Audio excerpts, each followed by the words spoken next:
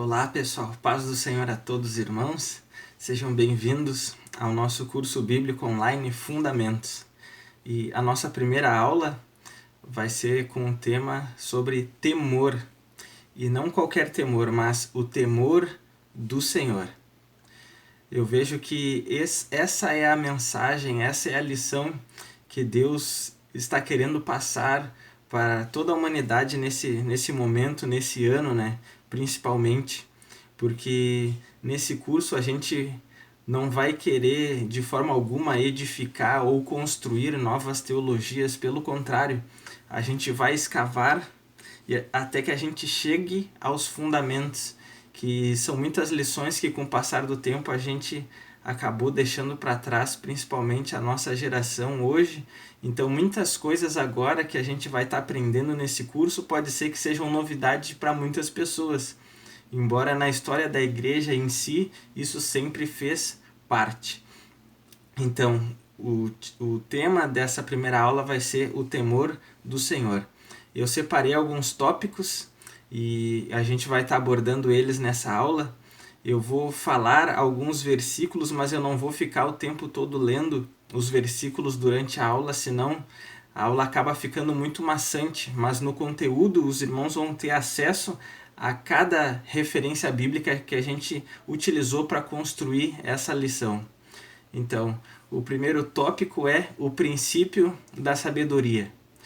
Está escrito em Salmos, o Salmo de número 111, o verso 10, e também Provérbios 9, o verso 10, diz que o temor é o princípio da sabedoria.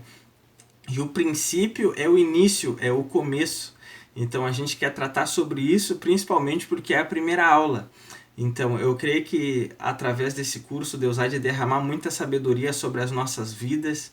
Nós vamos orar em relação a isso também. E sei que Deus é fiel, assim que a gente também cumpre o princípio que é a dedicação, que é o esforço. Então, o temor é o princípio da sabedoria, é o início. Então a gente vê que uma pessoa, ela só se torna sábia quando ela começa a temer ao Senhor. Então, o temor do Senhor é o princípio, é o começo, é o start. É como se fosse o botão de liga. Quando tu passa a temer a Deus, tu passa a ter uma mente sábia. Tu está aberto para receber da sabedoria do alto, a sabedoria pura que vem de Deus. E a gente vê que esse provérbio, né, o provérbio de número 9, ele foi escrito pelo rei Salomão. E a gente sabe que Salomão é um exemplo de pessoa sábia. A gente vê nas escrituras sagradas que ele foi o homem mais sábio do mundo. E quem sabe até mesmo o homem mais sábio da história. Antes dele não teve ninguém mais sábio, nem depois. Mas aí a gente pode perguntar, né? Ou tu pode estar te perguntando, mas e Jesus? Jesus, ele não se enquadra nesse momento, porque Jesus é a própria sabedoria em pessoa. Pelo que a gente vê pelo provérbio de número 8 e também a revelação que a gente consegue extrair da carta de Paulo aos Colossenses, a gente percebe que Jesus é a sabedoria de Deus, ele é a sabedoria de Deus em pessoa. Então a gente vê que o rei Salomão, então, ele foi o rei mais sábio de toda a história. De sorte que a Bíblia diz que antes dele não teve ninguém igual a ele e nem depois. Também em glória e honras, enfim, ele foi o rei mais rico da história também. E eu estou dizendo tudo isso porque ele escreveu que o temor é o princípio da sabedoria, mas a gente vê também na quantidade de coisas que ele escreveu. A gente pode ver lá em 1 Reis, no capítulo 4, a partir do versículo 29, fala inúmeras coisas que Salomão escreveu. Ele escreveu 3.000 provérbios. Agora pensa comigo, na nossa Bíblia a gente tem um livro de provérbios que tem 31 provérbios. Se ele escreveu 3.000 provérbios, e vamos supor que ele manteve a média de provérbios por livro, mais ou menos 30 provérbios por livro. A gente tem acesso a somente um desses livros, sendo que se foi 30 provérbios por livro, ele escreveu cerca de 100 livros. E a gente tem acesso somente a um desses livros de Provérbios. A gente vê que ele escreveu 1005 cânticos, ele era compositor, creio que ele recebeu de Deus, mas também ele recebeu do pai dele, Davi, que também era um compositor. Ele escreveu 1005 cânticos. E nós temos o livro de Cântico dos Cânticos que está na Bíblia, que é um dos cânticos que nós temos acesso, mas ele escreveu 1005. Vamos supor que, se colocando nos dias de hoje, né, se fosse 15 cânticos ou 15 músicas por álbum, é como se ele tivesse escrito 77 álbuns, 77 CDs, entre aspas, é o equivalente ao que ele teria gravado se cada álbum tivesse 15 músicas. Então isso é muita coisa. A gente vê também que ele escreveu sobre a fauna, ou seja, os animais terrestres, animais aquáticos, répteis, aves. Ele escreveu sobre os animais, ele escreveu também sobre a flora, porque ele escreveu sobre as diversos tipos de vegetação, diversos tipos de plantas. Ele escreveu sobre isso. Então a gente vê que ele era um homem muito sábio, extremamente sábio. E a gente vê também que ele escreveu artigos científicos também falando desses assuntos, né? Sobre os animais e sobre as plantas. Isso está na Bíblia Sagrada. Outra coisa interessante também é que, se a gente parar para pensar, né, ele era pregador, ele era mestre, ele era um conselheiro, ele era juiz, ele era um cientista, era um compositor, era um pensador e também um filósofo. Eu lembro que uma vez numa aula, um professor meu, que é um filósofo, né, ele citou até mesmo os escritos de Salomão, sendo que nem cristão ele era. Então ele era um pensador. Salomão foi alguém muito influente na sua época, a ponto dos reis de toda a terra na sua época enviarem os seus sábios e os seus conselheiros para ouvirem da sabedoria de Salomão. Olha como o homem de Deus, Salomão, ele foi muito influente na sua época, e creio que Deus também deseja que isso aconteça na nossa vida nos dias de hoje. Então, se ele escreveu tantas coisas, a gente vê que ele era muito sábio, mas no seu último livro, que é o livro de Eclesiastes, que ele mostra que ele está mais velho, não consegue enxergar mais direito, não tem mais a mesma força nas pernas e tudo mais, até mesmo tem dificuldade para mastigar de tão velho que ele está, mas ele encerra o seu último livro dizendo bem assim, ó: de tudo que foi dito, ou de tudo que foi ouvido, o que fica, ou o principal é: tema a Deus e obedeça aos seus mandamentos. Ou seja, se uma pessoa que escreveu tantas coisas, uma pessoa que ouviu tantas coisas, porque a sabedoria ela é compartilhada, e certamente ele recebeu da matemática que vinha dos egípcios, certamente ele aprendeu também da filosofia que vinha dos gregos, enfim, tudo isso chegou até ele de alguma forma. E ele juntou, ele fez uma síntese de tudo isso, e ele então escreveu que o principal, a parte mais importante de tudo isso que ele aprendeu, de tudo isso que ele recebeu de Deus e que ele elaborou e aprendeu na sua vida, o principal é: tema a Deus e obedeça aos seus mandamentos, porque Deus há de trazer a juízo tudo que foi feito, tanto as coisas boas quanto as coisas más. Então, olha só a lição que ele deixa. Se um homem desse quilate, de tamanha importância e de tamanha sabedoria, ele disse que uma das coisas principais, que é a que fica, é temer a Deus, certamente a gente pode concluir que o temor do Senhor, o temor a Deus, certamente é algo muito importante. Se era importante naquela época, certamente é muito importante hoje. Tem o mesmo nível de importância, embora isso não seja muito propagado, embora isso a gente não ouça muito, mas isso é muito importante que seja um dos pilares da nossa vida, porque esse é o pilar fundamental, é o princípio da sabedoria, e é por isso que a gente vai tratar desse assunto. A gente vê também no Salmo de número 34, no verso 11, a Bíblia diz assim, eu vou ler aqui: vinde meninos, tem outra versão que diz vinde filhos. Vinde meninos, ouvi-me, eu vos ensinarei o temor do Senhor. Olha só que coisa interessante esse começo, vinde meninos. Então a gente vê aqui que enquanto o temor do Senhor não é aprendido por nós, enquanto nós ainda não tememos a Deus, nós ainda somos considerados meninos pela palavra de Deus. Mas no momento que nós tememos a Deus e aprendemos a temer ao Senhor, a gente então começa a dar passos largos ao encontro da maturidade, o crescimento que Deus deseja para a nossa vida. Então, o temor, ele é fundamental até mesmo para o nosso amadurecimento. Se uma pessoa não teme a Deus, ela ainda é considerada na fé um menino. Ela ainda é considerada imatura se ela não tem o temor do Senhor. Mas quando ela tem, ela então está a poucos passos de se tornar uma pessoa madura na fé. E isso é muito importante. O segundo ponto dessa lição é: o que é temor? O que é temor? Nós vemos que há dois tipos de temor. Tem o primeiro tipo de temor ruim, que eu vou falar, que a gente não vai abordar muito, mas eu vou explicar. O temor ruim é aquele que está em 2 Timóteo, no capítulo 1 e o versículo 7, onde a Bíblia vai dizer que Deus não nos deu o espírito de temor, mas sim de amor, de fortaleza e de moderação. Outra versão diz que Deus não nos deu o espírito de covardia. Ou seja, esse tipo de temor é o temor das circunstâncias, é o temor de pessoas. Então a gente não deve temer as circunstâncias, mesmo as circunstâncias mais desfavoráveis, e a gente também não deve ter medo das pessoas. Esse tipo de temor é um temor ruim. Esse tipo de temor, Deus não nos deu um espírito que teme dessa forma. Isso não é de Deus, isso não agrada a Deus. Mas qual é o tipo de temor, então, que é o temor que Deus deseja que nós tenhamos e é o tipo de temor que Deus nos dá? O temor bom é o temor do Senhor. Aí em Isaías, no capítulo 11, no versículo 20, vai falar sobre o Messias, ou seja, o Cristo, Jesus Cristo, que viria mais tarde. E vai dizer ali 7 espíritos que estariam na vida do Cristo.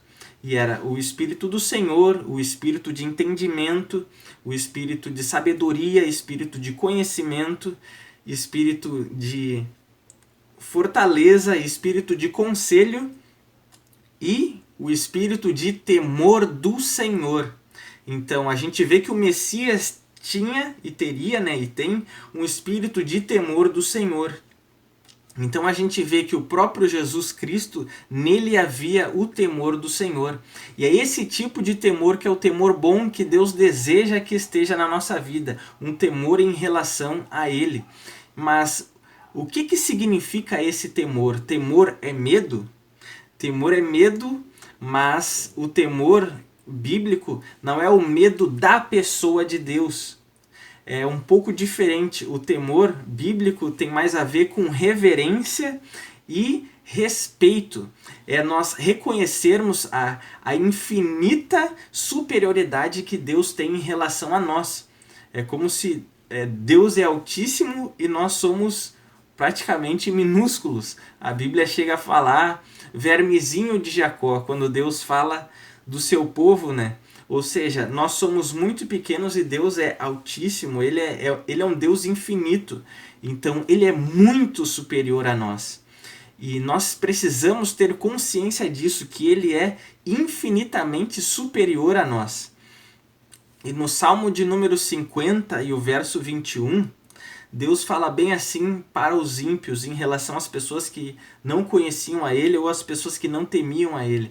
Ele diz bem assim, eu vi todas essas coisas que tu fez, eram coisas ruins que ele estava falando, e tu pensavas que eu era teu igual.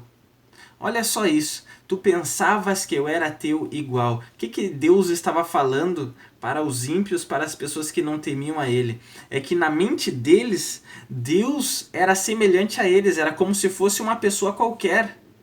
E quando a gente trata Deus de igual para igual, a gente mostra que nós não tememos a Ele. A gente vê isso na vida da mulher samaritana. A gente vê que quando Jesus pede água para ela olha para ele e ela é ríspida com ele. Ela diz, como tu, sendo judeu, pedes de beber a mim, que sou mulher samaritana. Ou seja, ela pensava que ela era semelhante a ele, pensava que ele estava no mesmo nível dela. Ela pensava que ele era só um judeu qualquer. Mas aí Jesus responde assim para ela, se tu conhecesse o dom de Deus, e quem é o que te pede dessa água?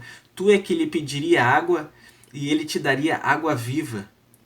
Aí ela logo diz bem assim, ó, Senhor, o Senhor não tem nem com que tirar água daí de dentro, de onde me dará água viva? Vê que a partir desse momento ela começa sempre a chamar ele de Senhor, porque depois ela vai dizer bem assim, Senhor, vejo que és profeta.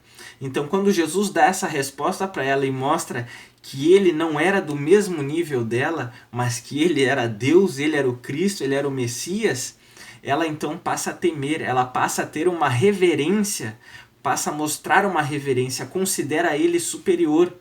E a gente vê no Novo Testamento que todas as pessoas que trataram Jesus de igual para igual, como se ele fosse qualquer um, como se ele fosse só um nazareno, como se ele fosse alguém que somente vinha de Nazaré, o filho do carpinteiro, essas pessoas elas sempre foram reprovadas. E até mesmo as pessoas que elogiavam ele, mas ainda que consideravam, né, admiravam o dom e a sabedoria que havia nele, mas as pessoas tratavam ele de igual para igual. Por exemplo, teve um jovem que disse, bom mestre, aí Jesus diz para ele, só há um que é bom, que é Deus, por que me chamas bom? Não é que Jesus não fosse Deus, é que na mente do rapaz, Jesus era somente um professor sábio. Jesus era somente um bom professor, um bom mestre, e não Deus de fato. Então Jesus, nesse momento, é como se Jesus repreendesse ele. A gente vê que vários homens elogiavam Jesus, mas tratavam ele como se ele fosse somente mais um profeta. Elias, João Batista, Jeremias, um dos profetas. Então todos aqueles que tratavam Jesus no mesmo nível, eles eram reprovados, mas todas as pessoas que mostravam reverência, todas as pessoas que esboçavam e mostravam que Jesus era superior a elas e reconheciam que Jesus era Deus, todas essas pessoas foram aprovadas. A gente vê Jairo se prostrando diante de Jesus e nenhum judeu se prostrava diante de um outro homem ou de qualquer imagem, porque se prostrar mostra adoração. E quando as pessoas se prostravam, se ajoelhavam aos pés de Jesus, Jesus não repreendia as pessoas. Jesus não dizia, levanta porque eu sou homem igual a ti. Jesus nunca disse isso. Os apóstolos diziam isso. Pedro disse isso para Cornélio. Paulo e Barnabé também falaram a mesma coisa para os homens que queriam sacrificar, dar sacrifícios a eles e adorar eles. Eles repreenderam aqueles homens e disseram, não, nós somos iguais a vocês. Mas Jesus, quando as pessoas se prostravam diante dele, ele recebia aquilo como adoração. Por quê? Porque ele não é nosso igual. Ele é Deus, ou seja, ele merece reverência, ele merece respeito, ele merece ser tratado como alguém superior. Quando em Filipenses, no capítulo 2, diz que ele, estando na forma de Deus, não teve por usurpação ser igual a Deus, mas se esvaziou, aniquilou-se a si mesmo e assumiu uma forma de servo, não quer dizer que ele deixou de ser Deus. Ele continuou sendo Deus.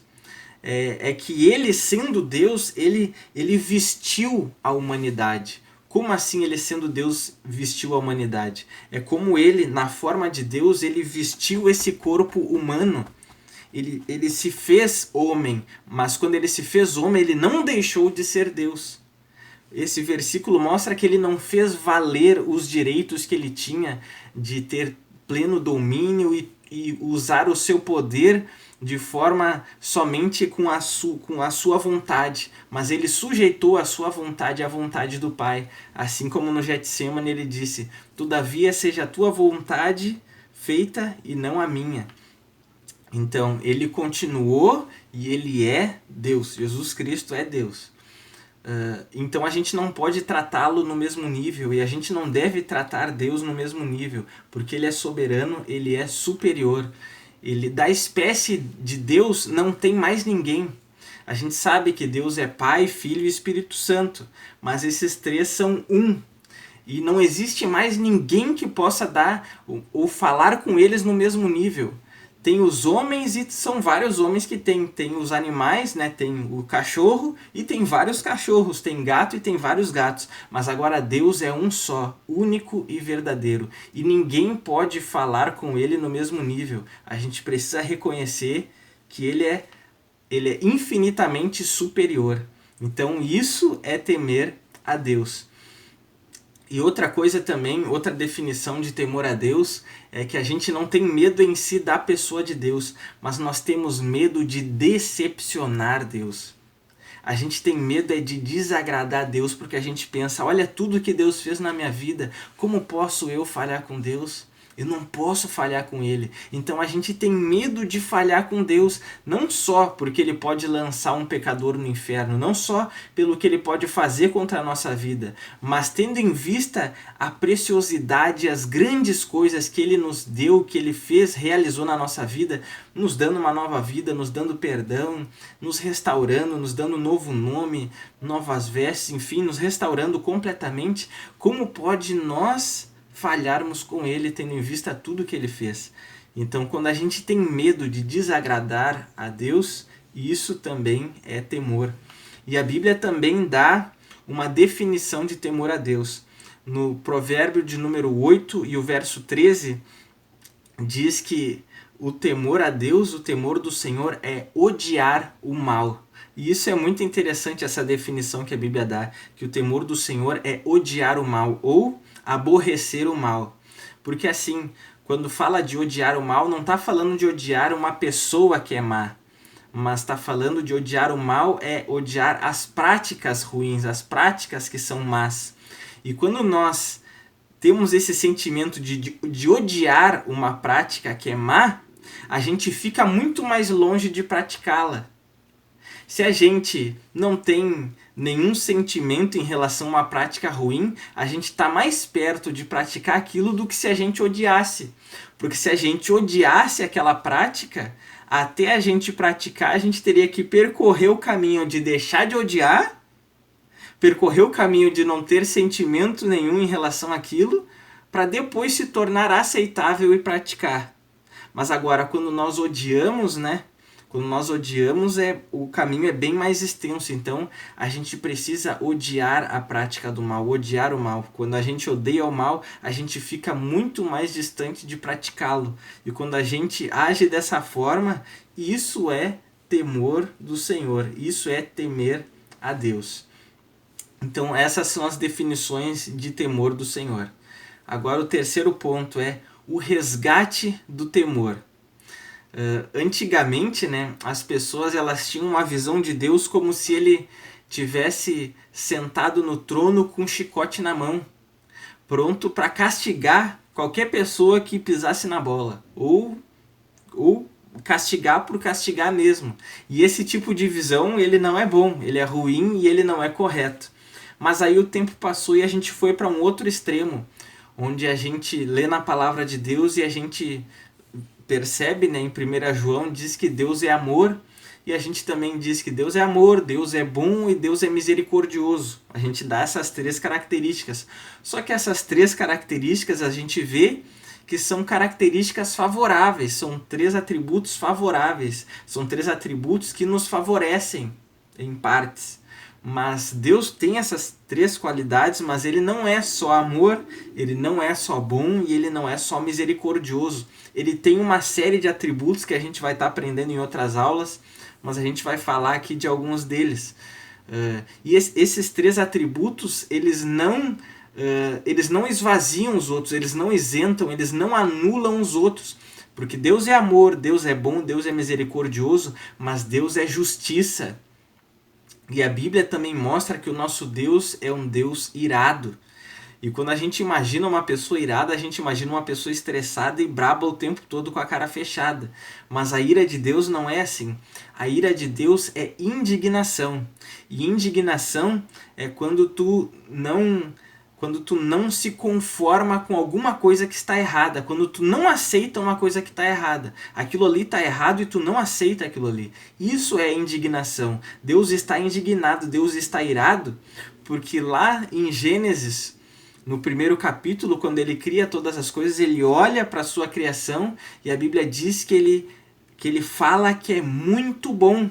Mas quando hoje Deus olha para a sua criação, ele não pode dizer a mesma coisa, porque a sua criação ela foi deturpada, ela foi quase que destruída completamente. ela se deteriorou e muito, ela perdeu as suas propriedades originais. Por quê? Porque entrou pecado, maldade. A gente vê que o ser humano passou a ser orgulhoso e começou a cometer uma série de males que a gente nem faz ideia do que a maldade do homem pode fazer, pode provocar na vida de outro e na sua própria vida. Então, quando Deus olha hoje, Deus não pode dizer que é muito bom. E é por isso que ele fica indignado, porque a sua criação, que era perfeita e que era muito boa, hoje ela está com uma aparência completamente diferente, quase destruída. Antes era linda e muito mais parecida com ele, mas hoje está tão destruída, o mal impera tanto que a Bíblia chega a dizer que o mundo jaz no maligno, o mundo está caído no maligno, o mundo está sepultado no maligno, por isso que é jaz é alguém que está morto, alguém que está ali sepultado, aqui jaz alguém. Quando a Bíblia diz que o mundo jaz no maligno, o mundo está morto e ele precisa ser redimido, e através da obra da cruz, Jesus redimiu a criação, mas a gente sabe que nem todos ainda se voltaram e se arrependeram dos seus pecados. Então, quando a Bíblia diz que Deus é amor, que Deus é bom e que Deus é e que Deus é misericordioso, isso não anula a justiça de Deus. Ele continua sendo justo, ele continua odiando o mal, ele continua não aceitando as práticas más, ele continua tendo vontade de punir aquele que fez a coisa errada, porque isso é justiça. Embora a gente não esteja muito familiarizado com esse tipo de ideia. Então a gente foi para esse extremo, porque quando a gente diz, o fulano é bom, a fulana é uma pessoa boa, quando a gente fala isso, daqui a pouco a gente diz, ele é bonzinho, ela é boazinha, vai entender se eu fizer isso. E a gente acaba abusando da boa vontade daquela pessoa. E aí daqui a pouco a gente perde o respeito, porque a gente pensa, não, ele vai entender, ela vai entender, vai me perdoar. E é isso que é isso que está acontecendo no mundo hoje. A humanidade passou dos limites e por imaginar que Deus é bom, que Deus é amor e que Deus é misericordioso, a humanidade então ela abusou, ela foi além dos limites e ultrapassou demais e foi além da conta. E é por isso que nesse ano Deus tem operado todas essas coisas pelo mundo, para que seja resgatado o temor a Ele, a reverência, o respeito a Ele.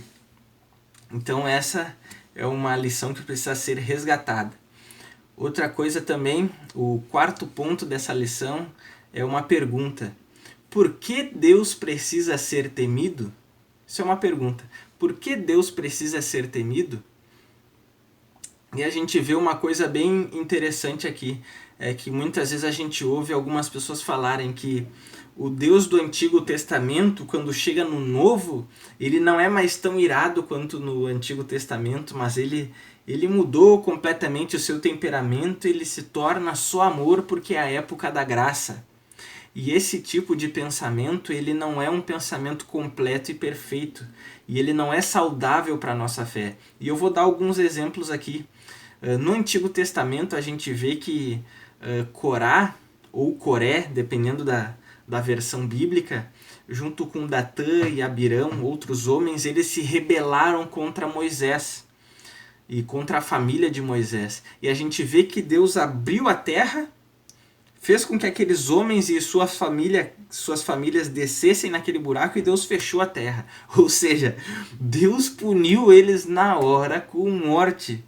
E Deus operou e agiu com justiça na hora. Isso no Antigo Testamento.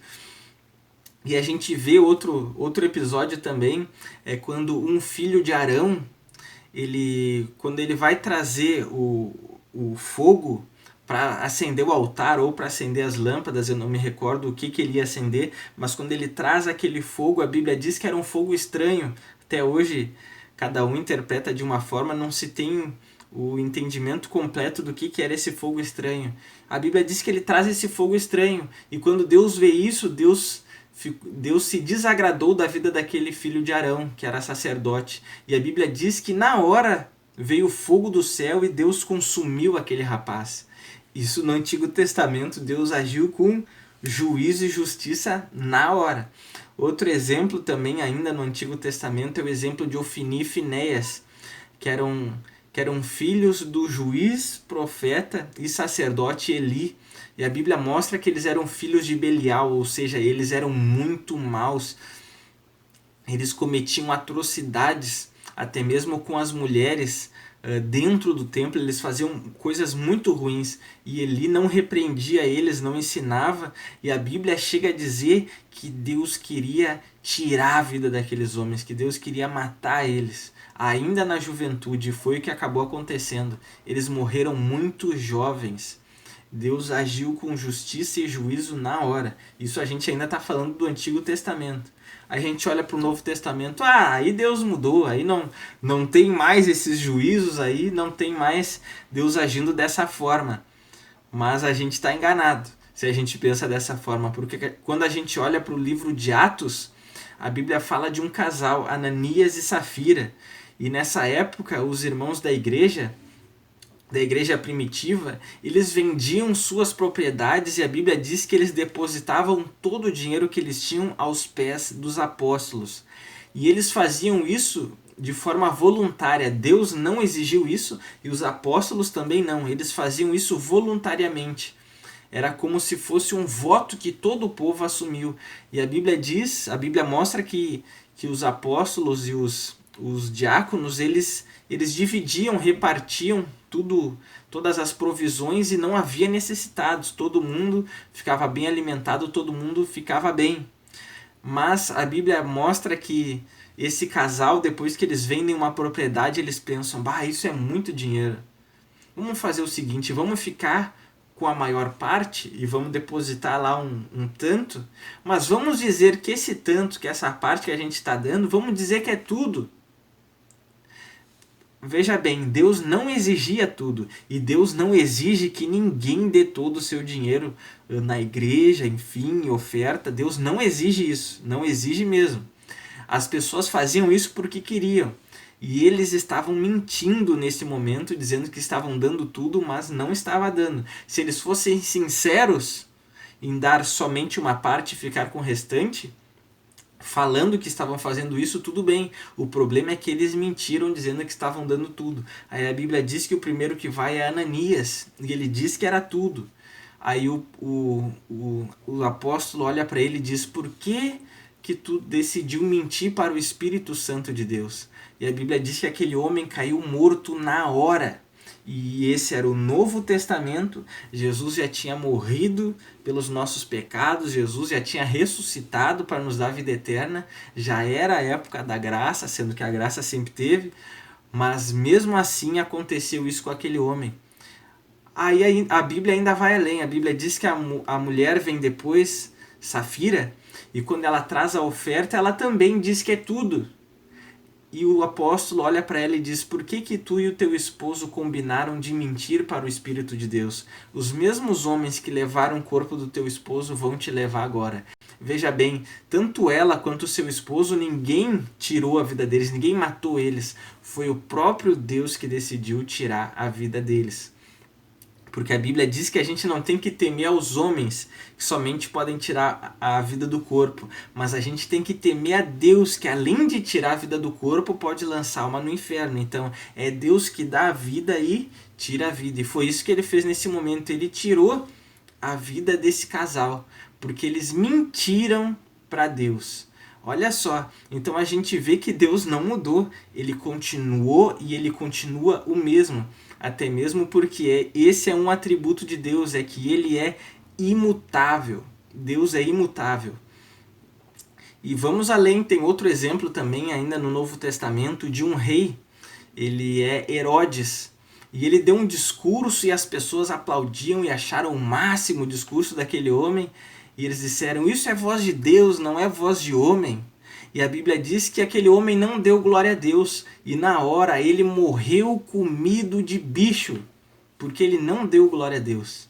Ou seja, Deus ceifou, Deus tirou a vida daquele homem na hora, por causa do seu orgulho, soberba, e isso já era também a época da graça. Jesus já tinha morrido para nos perdoar pelos pecados, já tinha ressuscitado para nos dar a vida eterna, já era a época da graça, mas ainda assim aconteceu esse juízo na hora. Ou seja, a gente vê que Deus não mudou. O Deus do Antigo Testamento, ele continua o mesmo no Novo Testamento. Então a gente vê aqui que há muitos motivos para que nós venhamos a temer a Deus. Um outro ponto também, o ponto de número 5, é Deus tem toda a criação à sua disposição. E isso é um fato. No Salmo de número 119, no final do verso de número 91 desse Salmo, diz que todas as coisas te servem, Deus. Ou todas as coisas estão disponíveis para Deus, ou todas as coisas estão ao dispor de Deus. É como se Deus olhasse para a criação e tudo na criação, né? Céus, terra e tudo que tem na terra serve para Deus. Ele pode utilizar para realizar os seus propósitos. A gente vê que quando o profeta Elias, numa época de seca e de muita fome na terra de Israel, a gente vê que Deus usou corvos para levarem carne para aquele homem.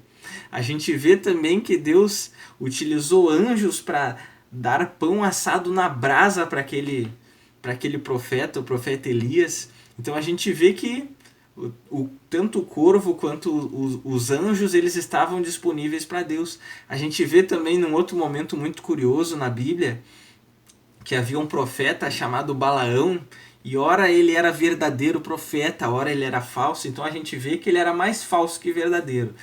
E como não tinha nenhum homem para repreender ele naquele momento ali, a Bíblia diz que Deus utilizou uma mula, e a mula falou e repreendeu o profeta Balaão. Olha só, isso está escrito na Bíblia. E se está escrito, pode parecer uma loucura, mas eu creio, porque a Bíblia é a verdade, a Bíblia é a palavra de Deus. A gente vê também que quando o povo estava no deserto e eles estavam com muita sede, a gente vê que Deus utilizou uma rocha para verter água e matar a sede do povo. Olha só. Então a gente vê como todas as coisas elas estão disponíveis para Deus e Deus usa como Ele quer. A gente vê que quando Deus lança as 10 pragas no Egito, Deus utilizou mosca, Deus utilizou gafanhoto, utilizou rãs, Ele utilizou o rio lá e fez com que o rio ficasse vermelho de sangue. A gente vê que Deus mandou até piolho para o povo. E então a gente vê que todas as coisas estão disponíveis para serem usadas por Deus. Então, ora Deus pode usar isso ao nosso favor, mas também Deus pode usar isso contra nós.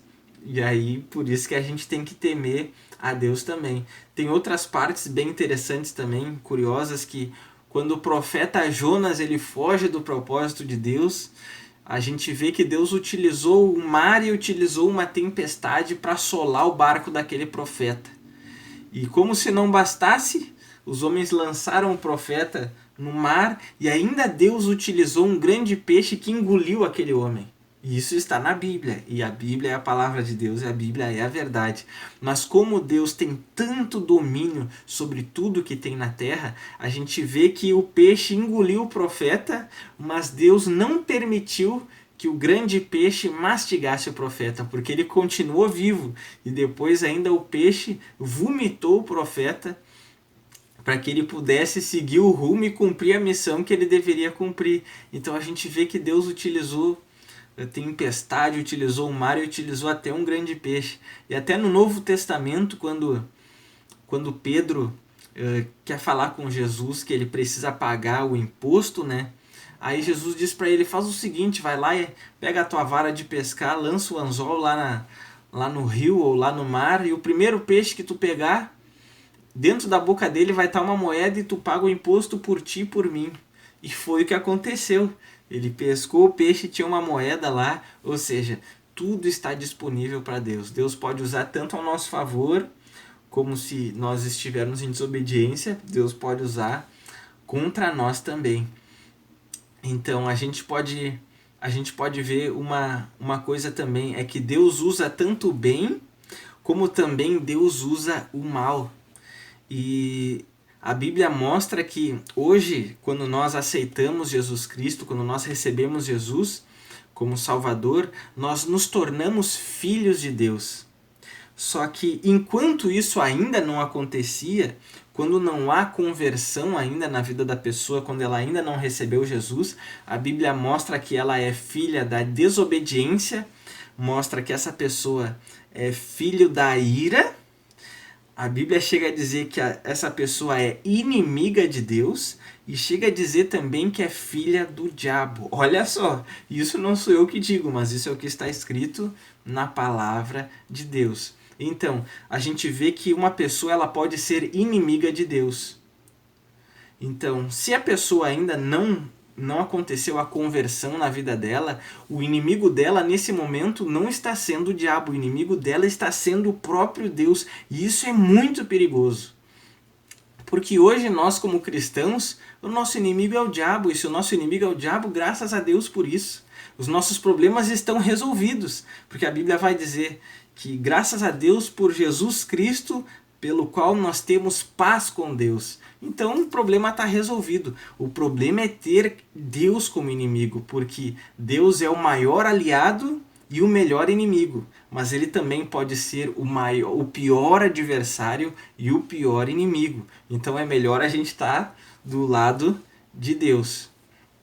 E a Bíblia vai mostrar em alguns episódios que Deus utiliza até mesmo o mal para cumprir os seus propósitos. Porque algumas pessoas podem olhar para tudo isso que está acontecendo nesse ano, né? E alguns podem pensar, não, mas tudo isso que está acontecendo na Terra é o diabo que está furioso e ele está tirando vida de pessoas. Alguns podem pensar, a maioria pensa dessa forma, né? Mas na realidade, quem está agindo no planeta Terra inteiro, quem está agindo é Deus. A Bíblia diz que a Terra e tudo que nela há pertence a Deus. Então tudo que acontece na Terra ou é Deus agindo ou é Deus permitindo que o mal aconteça. De qualquer forma, tudo está no domínio de Deus. Se Deus não quiser que algo aconteça, não vai acontecer. Mas se Deus quiser que algo aconteça e até mesmo que o mal aconteça com alguém, aquilo vai acontecer. Porque Deus ele é soberano, é como se toda a criação, é como se o universo inteiro fosse como um tabuleiro de dama, onde tem as peças brancas e as peças pretas. As peças brancas representam os filhos de Deus e também representam os anjos de Deus. Mas as peças pretas, elas representam tanto as pessoas que ainda não são de Deus, como também representam anjos caídos, demônios. Então eu entendi, pastor Lucas. Então quer dizer que Deus e o diabo eles jogam um contra o outro dama? Não. Deus não joga dama contra ninguém. O diabo é só uma peça preta. Deus move as peças brancas e Deus move as peças pretas como ele quer. E a gente vai ver isso pela palavra de Deus. Eu vou dar uns exemplos aqui. A gente vê que a última praga que aconteceu no Egito foi a morte dos primogênitos. E a Bíblia diz que Deus deu ordem para o seu povo entrar na sua casa, colocar o sangue do animal na verga das portas e para que o anjo da morte, diz uma tradução, ou o destruidor, uma outra tradução diz, quando passasse pelo Egito, não entrasse, né, não ferisse os filhos dos judeus, né, dos hebreus, dos crentes, mas somente do povo egípcio. Olha só o nome, anjo da morte, e outra versão diz destruidor. Veja que isso é uma peça preta. Vocês estão entendendo o raciocínio? Isso é uma peça preta. Isso não é uma peça branca. Deus utilizou uma peça preta. Deus utilizou o mal para agir e fazer aquilo que ele mesmo queria, aquilo que era um propósito dele. Outro momento também que isso acontece é quando o rei Saul é rebelde com Deus. E Deus fala para Samuel, Samuel, até quando tu vai ter dó de Saul? Eu já rejeitei ele. Aí a Bíblia diz que o Espírito de Deus sai de Saul e um espírito mau da parte de Deus passa a assombrar Saul. Olha só, um espírito mau da parte de Deus. Isso é uma peça preta. Não é uma peça branca, não era um anjo que guarda, mas era um demônio, era um anjo maligno, era um espírito mau que foi assombrar a vida do rei Saul. Ou seja, Deus utilizou uma peça preta para cumprir o seu propósito. Outro momento também é a vida de Jó. A vida de Jó é um exemplo disso. A gente vê que Deus dá testemunho para o próprio diabo falando acerca do seu servo Jó e diz: olha só, o meu servo Jó, viste meu servo Jó? Ele se desvia do mal, ele é temente, ele me ama, ele me obedece, ele teme a mim. Aí o inimigo diz também: o Senhor dá tudo para ele. Ele é rico, ele tem tudo do bom e do melhor. Deixa eu tirar aquilo que ele tem e o Senhor vai ver como ele vai se voltar contra o Senhor. Aí Deus diz: então tá, então vai. Só não toca na vida dele.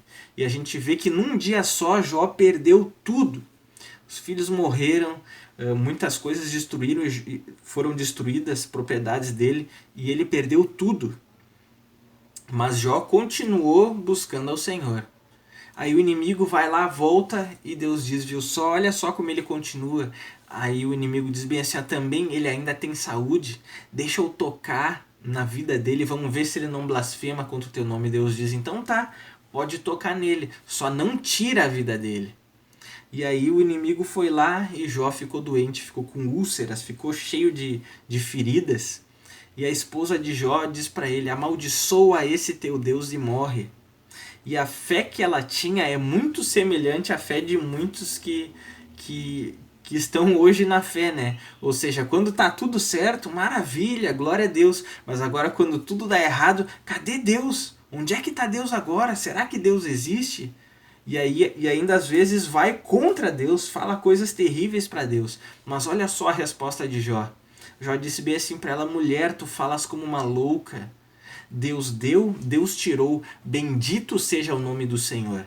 Veja só que enquanto para a esposa de Jó era loucura continuar acreditando porque tudo estava dando errado, para a esposa dele, né, para a esposa de Jó, para Jó era loucura deixar de acreditar só porque estava dando tudo errado. E outra coisa interessante também é que a gente vê que Jó disse: Deus deu, Deus tirou, bendito seja o nome do Senhor. A gente vê que Jó não atribui ao diabo as suas perdas. E quando a gente olha para o texto, a gente vê que era tudo o diabo agindo, o diabo trabalhando para tirar tudo de Jó. Só que Jó não atribui ao diabo as suas perdas e os seus danos. Ele atribui a Deus. Ou seja, por mais que olhando para o alto, ele pudesse ver o príncipe da potestade do ar, que é o que diz em Efésios, que é o diabo, né? Mas acima dele há um trono altíssimo. E quem está sentado nesse trono é Deus. Ou seja, Deus está acima, é Deus que controla tudo. O Martinho Lutero, ele chegou a escrever, dizendo que o diabo é como se fosse um cachorro na coleira de Deus. Ou seja, quando a coleira estica, quando a corrente estica, né? O inimigo não pode ir além, porque Deus colocou um limite. Mas enquanto Deus dá corda, ele pode agir, mas agora quando a corrente estica, já era. Ele não pode ir além, ele precisa da permissão de Deus. Então, a gente vê que tudo está debaixo do domínio de Deus. É Deus que opera, é Deus que provoca, é Deus que permite todas as coisas. E tem mais um exemplo disso, que é o profeta Micaías. A Bíblia mostra em 1 Reis, capítulo 22, do versículo 13 até o 23, conta isso. Que um rei, ele queria ir para uma guerra, e era um rei mau, o nome dele é Acabe. E todos os profetas daquela época que cercavam ele, disseram para ele: vai, ataque esse inimigo que vai dar tudo certo, tu vai ter sucesso. Mas aí, para tirar dúvida de vez, ele manda chamar Micaías. Vamos ver se esse profeta vai ter a mesma mensagem. Aí o soldado que vai buscar o profeta Micaías, ele já avisa para Micaías: olha só, todos os profetas profetizaram algo favorável. Então tu vai chegar diante do rei, tu vai falar algo favorável. E aí Micaías chegou lá, e o rei perguntou: qual é a tua palavra em relação a essa guerra? Eu devo ir e vou ter sucesso ou não? E aí Micaías foi sarcástico. Micaías disse: pode ir, que tu vai ter sucesso, tu vai vencer. E o rei percebeu o sarcasmo de Micaías. E o rei disse bem assim: ó, quantas vezes eu vou ter que te fazer jurar para tu me falar a verdade? Aí Micaías então diz a verdade. Micaías diz bem assim: ó, eu olhei para o céu, eu olhei para o alto, e eu vi Deus sentado no trono, e eu vi que tinha um exército do lado direito e um exército do lado esquerdo de Deus. E ele disse bem assim, que Deus falou naquele momento, né? A gente entende que o exército que estava do lado direito de Deus era as peças brancas, ou seja, os anjos do bem. Mas o exército que estava do lado esquerdo de Deus eram as peças pretas, ou seja, eram anjos malignos, caídos, eram demônios. E aí Deus falou bem assim, ó, quem eu posso enviar para convencer e para enganar o rei Acabe, para que ele vá para essa guerra e ele morra? Porque Deus desejava o mal do rei Acabe. E aí anjos e demônios começaram a discutir, aí um se levantou e disse bem assim, eu vou. E Deus perguntou, o que tu vai fazer? Ele disse, eu vou lá e eu vou ser um espírito de mentira na boca dos profetas. E Deus diz, então tá, então vai lá que tu vai ter sucesso. Ou seja, se era um espírito de mentira que tomou os profetas para que mentissem para Acabe, para que ele fosse para a guerra e morresse, se era um espírito de mentira, a gente vê que era uma peça preta, ou seja, era um demônio. Então a gente vê que tudo está à disposição de Deus, tanto o mal quanto o bem. Aí no Salmo de número 34 e o verso de número 7 diz bem assim, ó, o anjo do Senhor acampa-se ao redor dos que o temem e os livra. Ou seja, essa é uma peça branca, ou seja, quando nós tememos a Deus, tem uma peça branca, ou seja, tem um anjo do bem, tem um anjo de Deus que nos guarda e que nos livra de todo o mal. A gente vai estar finalizando aqui e a gente vai dar continuidade na aula que vem para o vídeo não ficar muito longo, mas eu espero que os irmãos tenham recebido bem essa lição, vocês vão receber também o conteúdo escrito. Vamos seguir firmes e constantes aprendendo desses fundamentos, que eu tenho certeza absoluta que Deus há de nos abençoar, há de fortalecer a nossa fé, há de nos dar sabedoria, porque se a gente estiver bem alicerçado na palavra de Deus, a gente vai perseverar independente da situação e a gente vai amadurecer, porque Deus deseja o nosso amadurecimento. Então um abraço, até a próxima aula.